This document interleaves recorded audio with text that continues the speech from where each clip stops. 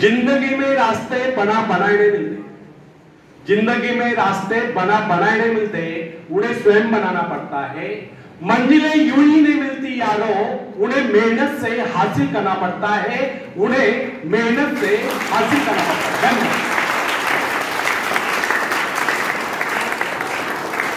तो फ्रेंड्स, जिस समय जेन एडम्स ने कॉलेज छोड़ा था, उस समय उसके सम्मुख एक उद्देश्य था। उसके विषय में डॉक्टर ने कह दिया था कि उसका स्वास्थ्य इतना गिर गया है कि वो अधिक समय तक जीवित नहीं रह सकती। यहाँ तक कि उन्होंने उसके जीवन की अवधि अधिक 6 मास की निर्धारित भी कर दी थी। जैन ने कहा ठीक है, 6 मास है, इन 6 मास में कम से कम वह एक काम तो मैं कर ही लूं जो मैं मानवता के लिए करना चाहता। उसने आत्मविश्वास से कार्य लिया। उसके अपने जीवन का उद्देश्य एक आश्रम की स्थापना था। उसने पूर्ण विश्वास के साथ वह कार्य हाथ में लिया और जो जो अपने कार्य में आगे बढ़ती गई, तो उसका स्वास्थ्य भी बेहतर होता गया। वह न केवल अपने उद्देश्य की स्थापना में सफल हो गई, अपितु 6 मास ही नहीं, वह कई वर्षों तक जीवित भी रही। यह उसका अपने पर पूर्ण विश्वास और परमात्मा की कृपा में अपर श्रद्धा और निष्ठा का ही परिणाम था। हिप्नोटिज्म का चमत्कार देखिए। मैंने एक ऐसे व्यक्ति को भी देखा जो साधारण था। उसको जब हिप्नोटाइज कर दिया गया तो उसने वह कर दिखाया जिसकी कोई कल्पना नहीं कर सकता। उसको 2 कुर्सियों पर लिटा दिया गया।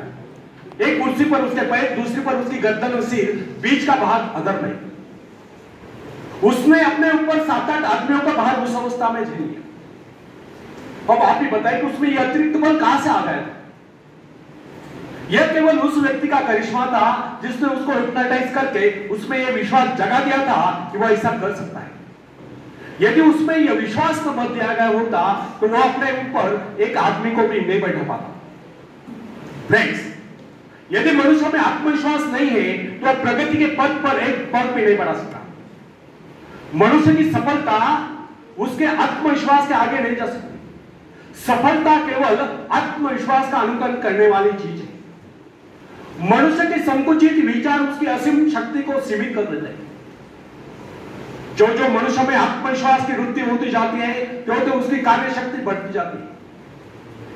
मनुष्य की इस आत्मशक्ति रूपी शक्ति के मनुष्य की शक्ति का माप उसके उसका तार से किया जाता है जिसके माध्यम से अपने सृष्टा से जुड़ा हुआ। यदि उसने अपने आत्मविश्वास का वह तार छोटा कर लिया तो उसमें शक्ति भी थोड़े समय के लिए आएगी। फ्रेंड्स, आखिरी 5 मिनट सावधान, लास्ट।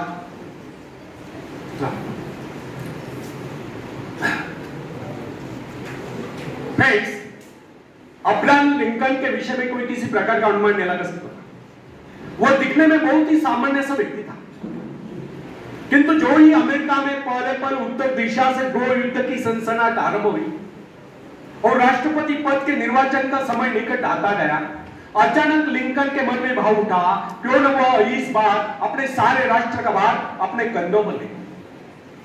बस फिर क्या था, विचार आते उसने निश्चय किया, उसका आत्मविश्वास जागा और राष्ट्रपति पद के निर्वाचन के लिए प्रत्याशी बन गया।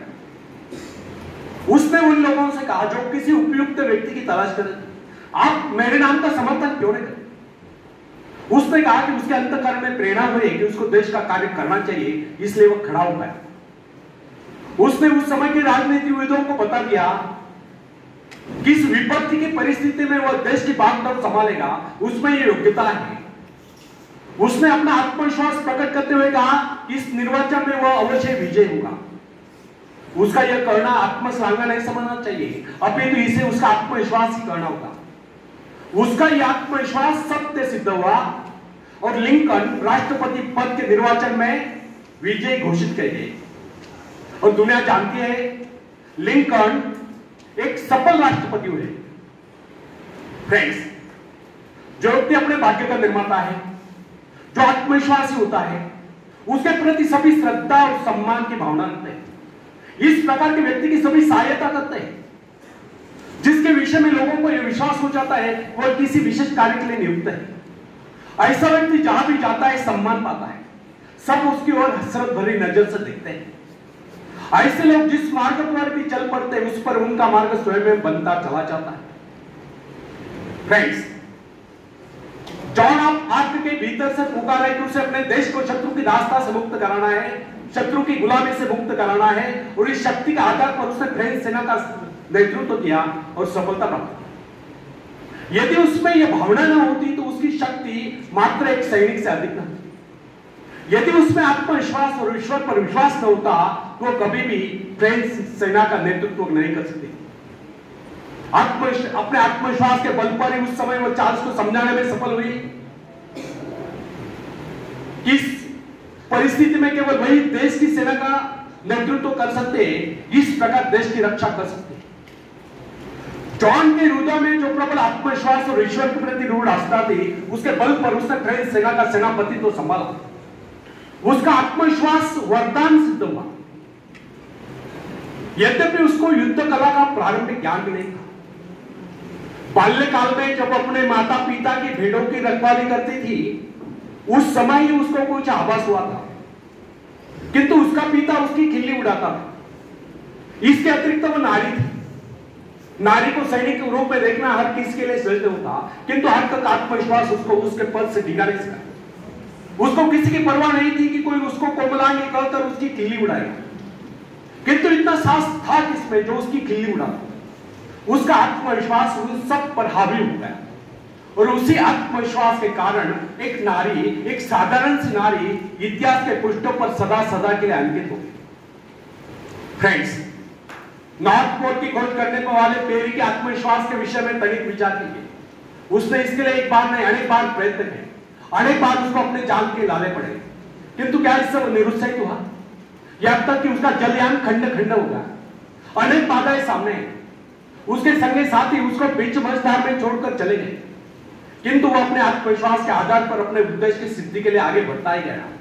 उसके अपने जीवन का लक्ष्य उत्तरी ध्रुव को प्राप्त करना था, जो उसके मन से कभी नहीं मिला।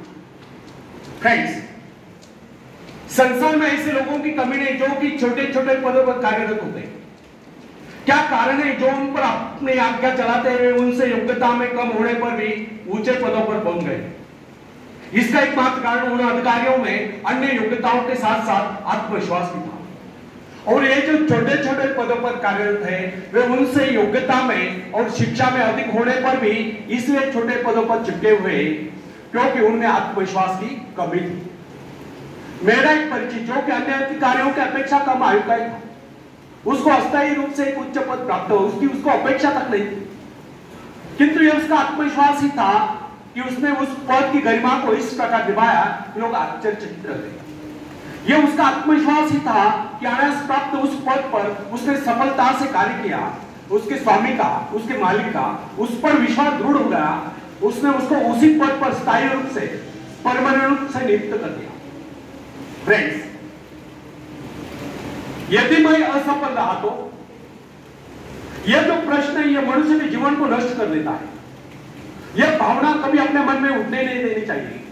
असफल रहा तो क्या हुआ, फिर कभी सफलता मिल जाएगी, किंतु आरंभ से यह सोचकर हताश हो जाना उस परमात्मा के प्रति अविश्वास है जिसने आपको उस कार्य की प्रेरणा दी।